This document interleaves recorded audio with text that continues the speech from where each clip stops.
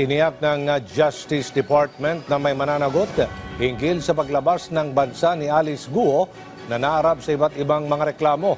Immigration Bureau, pinaliwanag ang mga posibleng ginawa ni Guo para makaalis ng Pilipinas. Si Luisa Erispe sa sentro ng balita.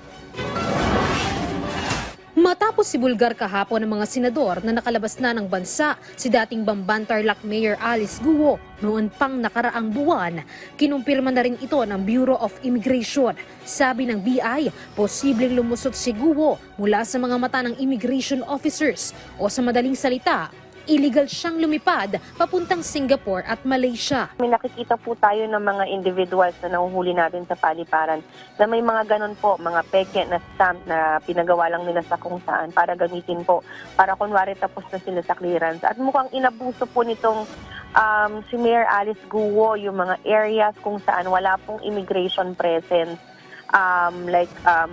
The possible areas po na nakikita natin na posible po niyang ginamit ay yung mga private airstrip. Paliwanag pa ng BI, kahit nga may immigration lookout bulletin laban kay Guo, hindi lumabas sa kanilang centralized database ang biyahe nito.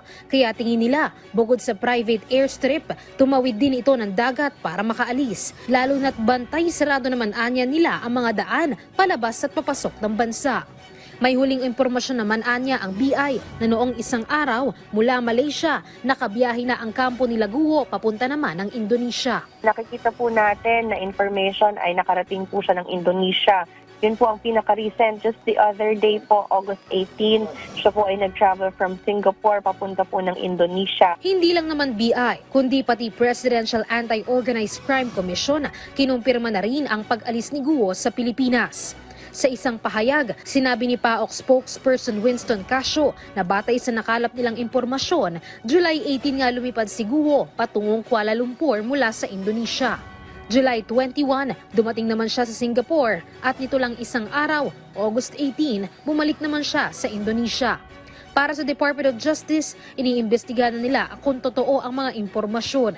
Pero kung talagang kumpirmado ang mga detalyeng lumalabas hinggil sa paglabas ni Guo, sisiguraduhin nilang mananagot ang nasa likod nito. Siniguro ni Justice Secretary Jesus Crispin Boyeng C. Remulla na mananagot ang lahat na nagpabaya at hinayaang iligal na makaalis ng bansa si dating Bamban Mayor Alice Guo. Pinag-aaralan na rin ng DOJ ang pananagutan ng mga abogado ni Guo kung mapatunayang may kinalaman sila sa paglabas sa bansa ng dating alkalde. Sa parte naman ng Office of the Solicitor General, tiniyak nila na walang epekto sa mga kasong inihain nila ang pagtakas ni Guo mula sa bansa dahil may paraan pa rin para panagutin siya sa korte.